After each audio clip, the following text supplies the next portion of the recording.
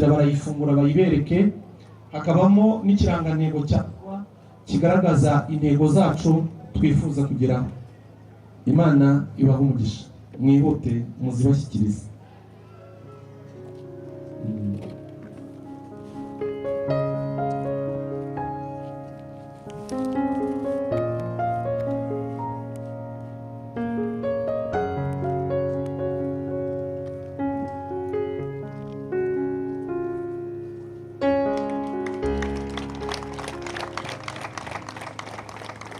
Reka sabe Vice President wa Arua Ngayiza nawe yakira impano y'abayobozi bakuru ba DPR, nayo aragenda ayishyikiriza umuyobozi w'ururembo rw'umujyi wa Kigali, azayitugerezayo.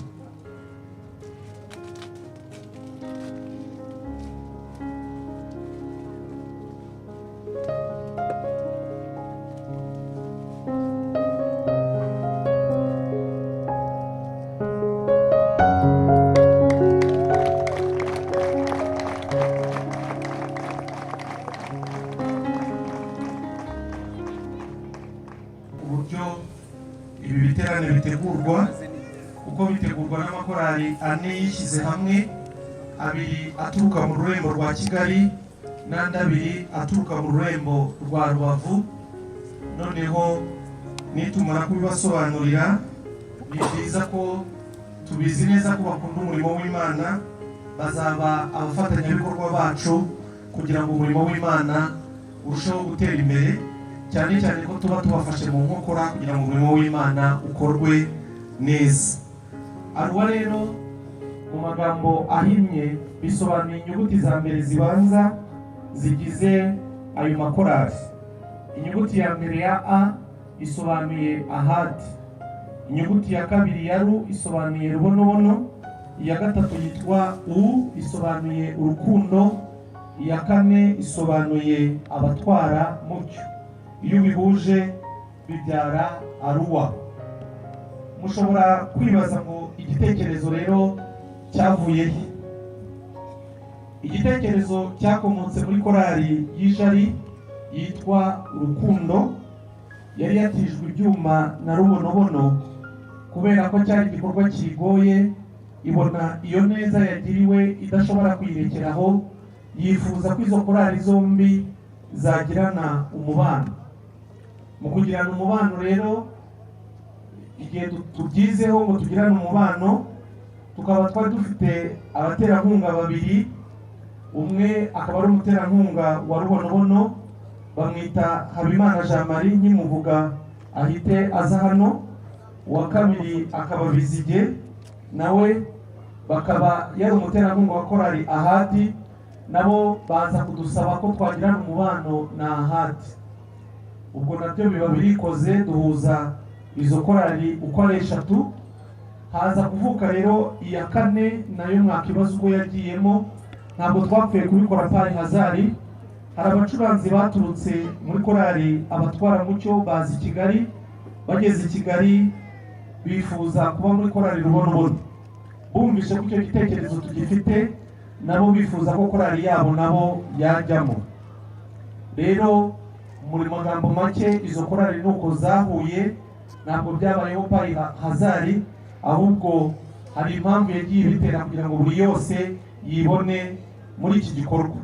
Hari n'izindi zabyifuje ariko ntitwakomezanya, kuko twasanze uyu murongo cyangwa se uburyo bwo gukorera Imana tutabufata gusa ngo tubushyire mu buryo busanzwe, ahubwo bukwiriye kugira umurongo bugenderaho kugira ngo buzagere ku musaruro, ndetse bugere no ku ntego Imana yifuza ko tugeraho muri ubu buzima.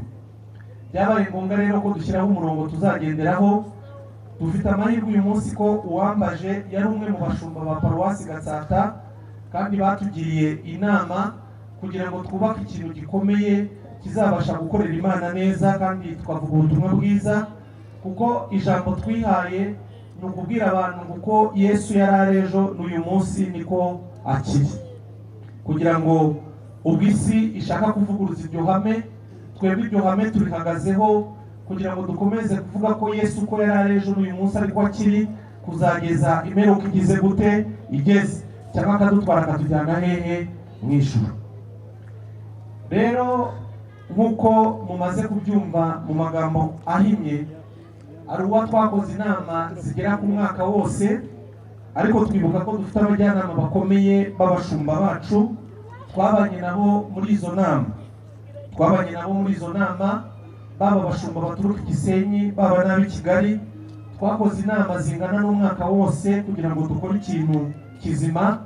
Abashumba batugira inama, dufatira n'intego hamwe, banadufasha kugira ngo dushyireho imikorere y'uburyo Aruwa izajya ikora umurimo w'Imana. Mu miterere ya Aruwa rero twashyizeho komite y'abantu 7 baturuka muri buri korali, abamambure 7 baturuka muri buri korali. Abo iyo baje bagahura nibo babyara komite ya Aruwa. Reka nayo yose nyisabe ihaguruke ize hano, ihagarare hano kugira ngo muyirebe. Aba bagabo bose rero n'abadamu ndetse n'abakobwa barimo nibo bayoboye Aruwa. Abo bashumba uko twakoraga ibyo bikorwa baradusinyiye, baduha impapuro, baduha uburenganzira, nibwo tuza kubashyikiriza uyu munsi. Kandi tuzi neza ko abashumba bacu tubemera, bagira gushishoza kwinshi, kandi natwe korali zo muri Aruwa twiyemeza kumvira abashumba bacu mu murongo bazatuyoboramo wose, kuko tuzi ko ari abakozi b'Imana bamurikirwa n'umwuka wera.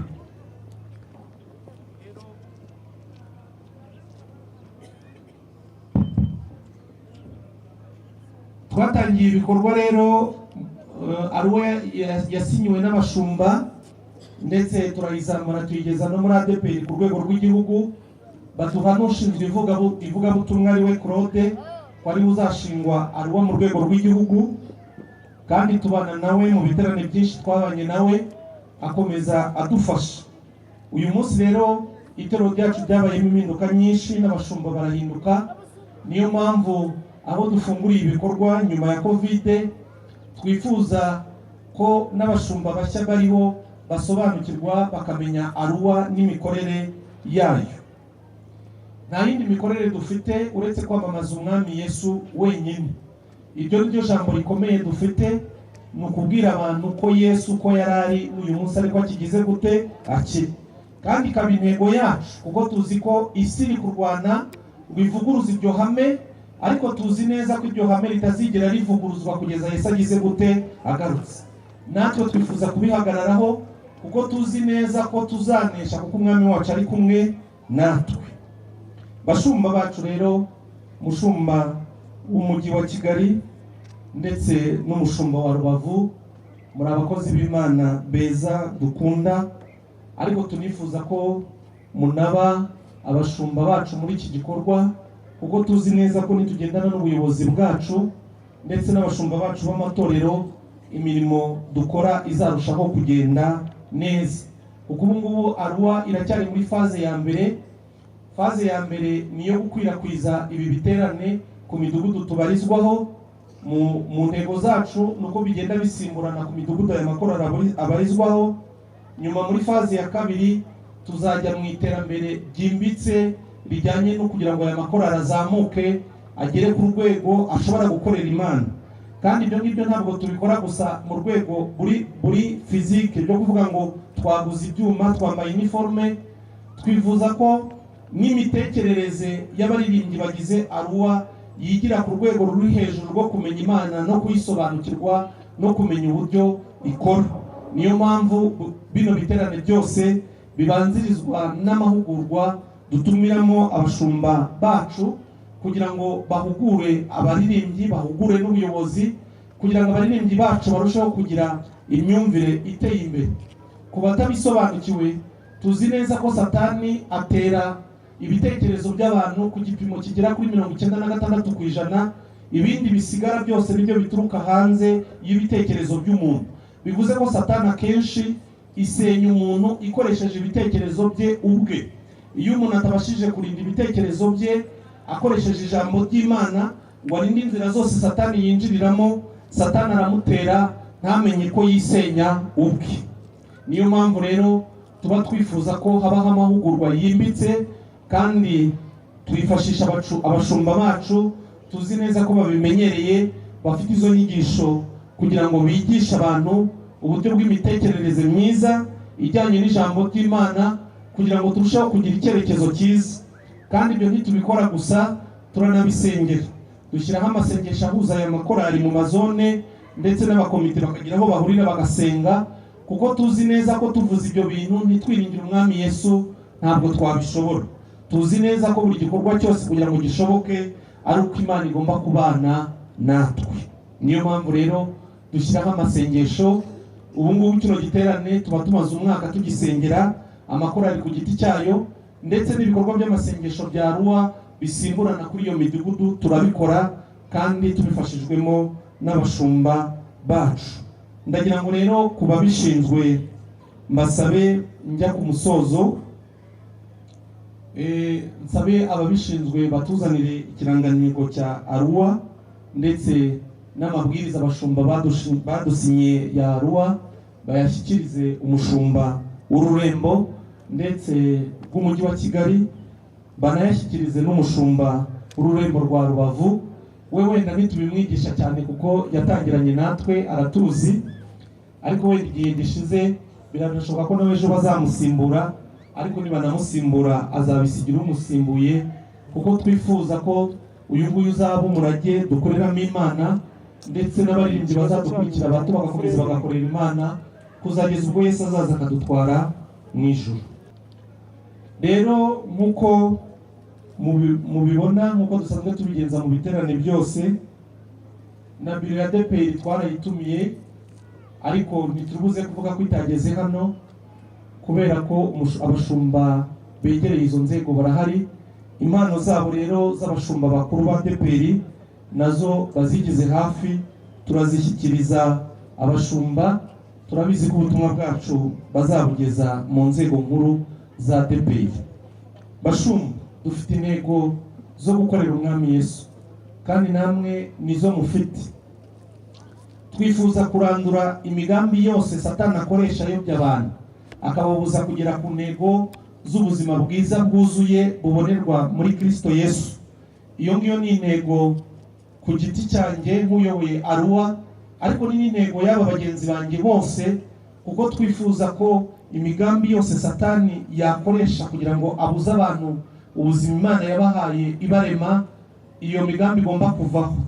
Twizera gutsinda kubera ko tuzi neza ko umwami wacu yanesheje Satani. Imana ishimwe. Ngeze aho ngaho mumpera umwami wacu amashyi menshi cyane kuko yaranesheje. Imana ibahe umugisha. Reka rero nsabe ba bagabo baduhuje ni Rubavu, Bizige ndetse na Jean Marie, bajyana izi impano bazishyikirize abashumba. Barabanza batwara impano z'umushumba ku giti cye w'ururembo rw'umujyi wa Kigali, ndetse n'impano y'umushumba wa ADEPR Rubavu. Nibarangiza baragaruka twohereza abandi bajyana impano z'abashumba bakuru. Ntabwo ari impano komuteri nk'uko musanzwe mubizi. Hano harimo amabwiriza ya Ruwa twasinyiwe n'abashumba, nibamara kuyakira barayifungura bayibereke. Hakabamo n'ikirangantego cya Ruwa kigaragaza intego zacu twifuza kugeraho. Imana ibahe umugisha. Mwihute muzibashyikirize.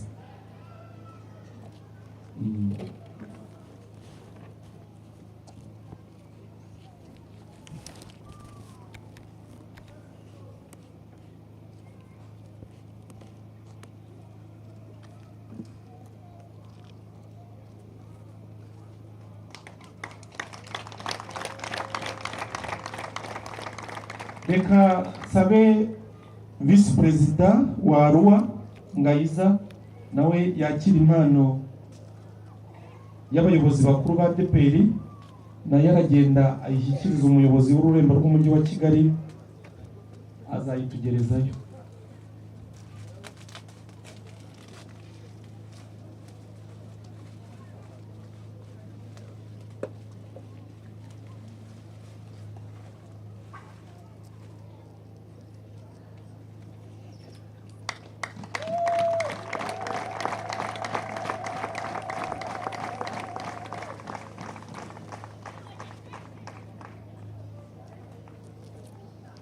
reka nsabe perezida rero nawe abashyikiriza iyo mpano, ariko yo bayidutwarire ifunze nubwo ikirimo kizwi, ariko kubera ko hari ahandi izagera yongera ngo iragenda nk'uko imeze.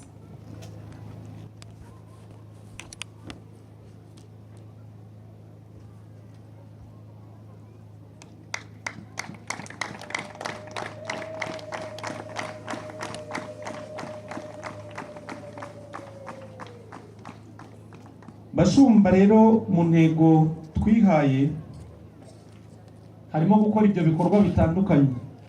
Intego yo gutangiza iki gikorwa yatangiriye mu rubonobono. Igikorwa cya kabiri tugikorera kuri Hermoni, cyari gifite intego yo gushyira mu rusengero amakaro, kandi uyu munsi amakaro yageze mu rusengero rwa Hermoni. Intego ya kabiri, igiterane cya kabiri twagikoreye ku mudugudu wa Jari, cyari gifite intego yo kugura ibyuma bya korali, kandi kugeza uyu munsi ibyo byuma byaraguzwe. Rero intego ya gatatu uyu munsi twahawe niyo gutangiza umushinga w'urusengero rwa hano Rubona. Uyu munsi rero niyo ntego tugiye kujyamo.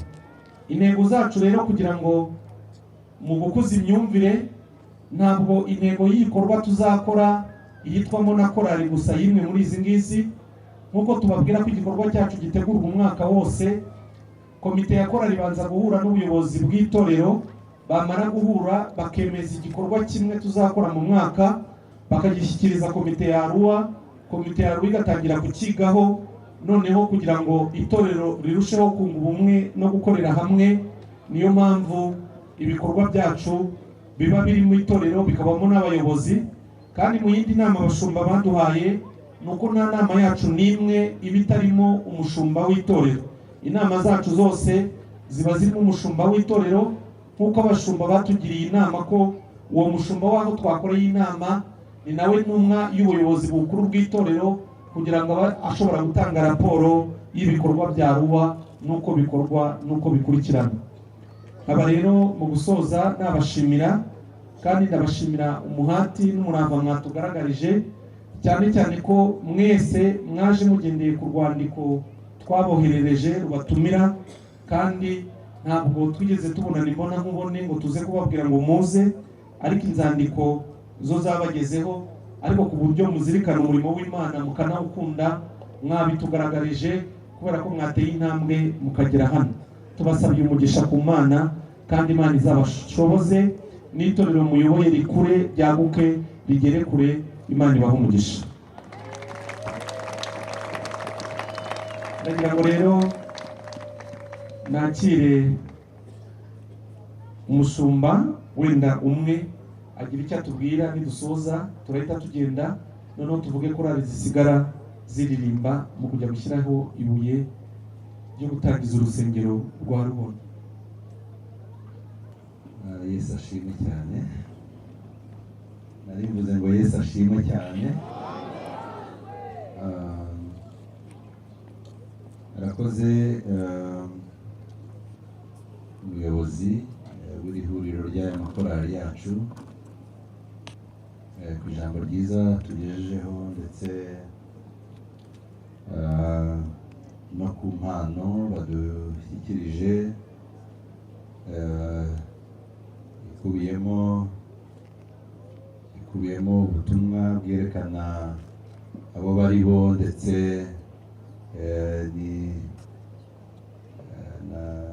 n'amasezerano cyangwa inyandiko zerekana aho icyifuzo cyaturutse n'abacyemeje n'abagishyizeho umukono.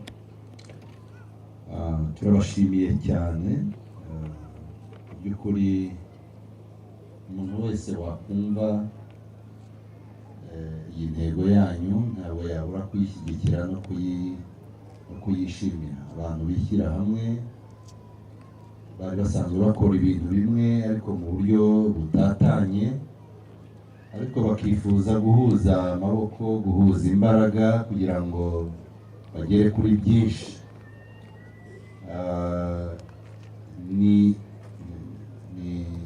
Ni ibintu byiza, ni n'igitekerezo igitekerezo cyavuye ku Mana, kuko impamvu cyavuye ku Mana ni uko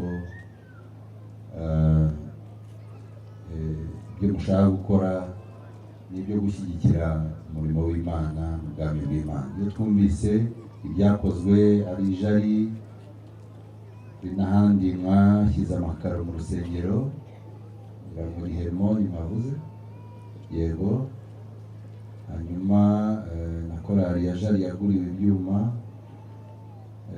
mukaba muriho mushyigikira itorero mu gikorwa rifite cyo gutangiza urusengero. Nta muntu n'umwe utabashimira, muri abakozi b'Imana beza, Imana ibahe. Ikindi gishimishije cyane kirimo nuko nk'uko umuyobozi yakomeje kubigarukaho, nuko bagerageza ibyo bakora byose kuganira n'inzego z'itorero, kuganira n'itorero, ubuyobozi, kugira ngo bahe umurongo. Murabibona ko ubu tumaze igihe kirenga imyaka 2 turi mu rugendo rw'impinduka muri iri torero. Hari ibintu byinshi byahindutse, amategeko yarahindutse, amabwiriza agenda anozwa ahinduka. Namwe ni ukuvuga ko kutegera ubuyobozi byakurura imikorere itari myiza, ariko ubwo mwahisemo umurongo, ndizera ko n'ubu ari igihe cyiza cyo kongera mukaganira n'inzego z'itorero ziriho ubu, kugira ngo zirushirizeho kubaha ubundi bujyanama bwisumbuyeho, kugira ngo ibi bitekerezo byiza mufite bibe bien orienté muri mission, kuko ibyo muriho mukora n'ubundi biri mu ntego z'itorero nkuru. Rero ubwo mufite uwo mutima wo kwibuka ko hari inzego z'itorero zikwiriye kubagira inama, zabafasha, kandi turiteguye, turahari, haba ku rwego rw'ururembo rwa Rubavu, haba ku rwego rw'ururembo rwa Kigali, kandi n'ibiro bikuru, komite nyobozi nayo ifite abayobozi beza bazi kumva bagashyira mu gaciro ibintu bikwiriye kandi bikagira umumaro. Rero turabashimiye, natwe nk'abashumba banyu turagira ngo tubabwire ko sapoti yose muzakenera kugira ngo imikorere, ikoranire, intego zanyu, ibyifuzo byanyu bigende neza, irahari, haba i Rubavu ndetse na Kigali. Twiteguye kubagira inama, ariko si n'inama gusa zirangirira mu biro, twiteguye no guhagurukana tukazana ku misozi nk'aha, yaba ari ugukata tukabumba amatafari tugafatanya tukayabumba. Ndibaza ni ibuye ry'ifatizo tugiye gushyiraho, ariko n'indi mirimo yose izasaba andi maboko, twiteguye gushyigikirana kugira ngo dukomeze twagura ubwami bw'Imana. Ubutumwa mumpaye bwo gushyikiriza umushumba mukuru, nzabushyikana, kandi nzamubwira uko nababonye, kandi nzabavuga neza ko muri beza cyane. Imana ibahe umugisha mu izina rya Yesu. Murakoze cyane n'ubutumwa mwakumvise bwacu.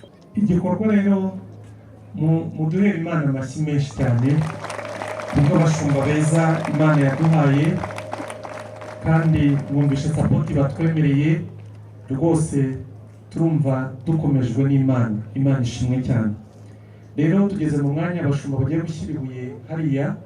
Iki gikorwa rero reka nsaba umushumba w'itorero rya hano, cyane cyane ko ari uri bubayobore, aze agira icyo ababwira, ariko nimubona nahagurutse agiye, ubwo arakurikirwa n'abashumba bari hano bakuru, noneho na komite ya ruwa bamukurikire, abandi mwese ntagire ujyayo kuko nibo bonyine bajya gukora icyo gikorwa. Kansaba rero korali za hano zirahita zisigara ziririmba, korali abagenzi ikurikirwe n'umucyo ndetse na Hermoni baraba baririmba indirimbo ebyiri, ariko arabanza dusoreza iri teraniro amaze gusenga, turaza guhita tumukurikira. Noneho korali z'abashyitsi zo ziza aho ziza guhita zijya, ngira ngo zirabizi, babiziranyeho. Karibu Mushumba. Reka duhaguruke dusenge dusoze iri teraniro rya mbere, hanyuma twe tumanuke hepfo gato ntidutinda, nk'uko umuyobozi asize abivuze. Korali zikomeze ziririmbe, hanyuma n'abashyitsi bakirwa, kugira ngo tuze gutangira neza ku isaha twiyemeje. Mana Data wa twese, turagushimiye mu izina rya Yesu uburyo wabanye natwe kuva dutangiye iteraniro rya mbere. Tugushimiye ubutumwa bwiza twumvise, tugushimiye imigabo n'imigambi Aruwa ifite, ubashyigikire Databuja wera. Kandi dusabiye umugisha abantu bose barambuye ibiganza batanga amaturo y'ishimwe, amaturo asanzwe na kimwe mu 10, ubaho umugisha mu byo bagerageza gukora, n'abatagize icyo babona ubaho umugisha, kandi aya maturo icyo azakora nacyo ugihe umugisha. Tubisabye mu izina rya Yesu.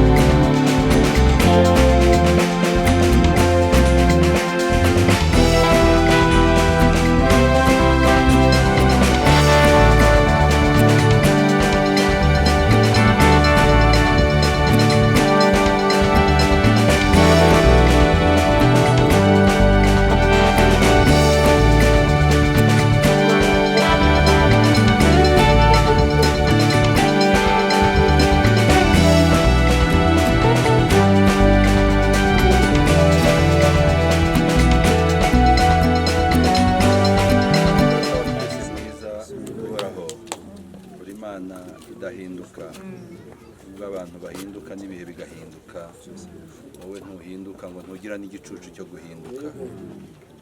Tuzi ko uri Imana igira imigambi yawe kuri twebwe, imigambi itavogerwa n'umuntu uwo ari we wese, kandi no ku murimo wawe imigambi yawe nta gishobora kuyikoma mu nkokora. Ushimwe n'uhabwe icyubahiro. Hari amaporoje menshi yagiye atangizwa n'abana b'abantu, amwe agasohora agakunda, andi akabura za finansuma, andi agapfira mu nzira, andi akangirikira ahantu hatandukanye ntagere ku ntego. Ariko imishinga yawe nta gishobora kuyiburizamo. Wagambiriye guhagurutsa ubwoko bwawe ubuvana muri Egiputa bucyura mu gihugu cy'isezerano, bahuye n'ibibitambika byinshi, ariko ku ndunduro wabagejejeyo. Nushimwe. Uwo ni umwe mu mishinga myinshi wagiye utangiza igakunda. N'uyu mushinga turawukweretse mu izina rya Kristo Yesu w'i Nazareti, kugira ngo iyi nyubako izavugirwamo izina ryawe igiye kuzamurwa aha hantu, ukomeze uyishyigikire mu mitima y'abantu, ibanze ibe ngari mu mitima y'abantu, kandi uzumva wese iyi nyubako y'uru rusengero azashyira urukundo rwinshi mu mutima we wo kwikunda. Kandi mwami, iyi nyubako turasenze ngo izavugwe neza haba mu Rwanda no mu mahanga, kubera ko ari inyubako izavugirwamo izina ryawe. Bityo abazayivuga neza uzabaha umugisha, abazarambura ukuboko batanga ubutunzi bwabo ngo yuzure nabo uzabaha umugisha. Turasenze kugira ngo ibi bintu bizakorerwe kugira ngo izina ryawe ryonyine ari ryo rihabwa icyubahiro. Ntizitwe umuntu uwo ari we wese, ntizitirirwe n'ikindi kintu icyo ari cyo cyose, n'itsinda iryo ari ryo ryose, ahubwo amaboko ay'aboroheje n'ay'abakomeye azayikoreho byose, kugira ngo bizarangire yuzure yitwa inzu y'Imana kandi yubatswe n'abantu b'Imana. Urakoze, turagushimiye. Uha umugisha abagize iki gitekerezo, Shumba wa Paruwasi umuha umugisha na timu yose bakorana, komite ya Arua nabo bafatanije bose ubaha umugisha, Rurembo nabo bafatanije ubaha umugisha, twese duhabwe umugisha nawe. Makorali yaturutse i Kigali n'Ururembo rwa Kigali muri rusange, natwe duha umugisha. Urakoze, tugukuriye ubwatsi, tugukomeye mu mashyi, tuvuga mu cyubahiro n'ubutware, ikuzo, guhimbazwa no gupfukamirwa n'ibi byawe Mana Data, mu izina rya Yesu. Amen.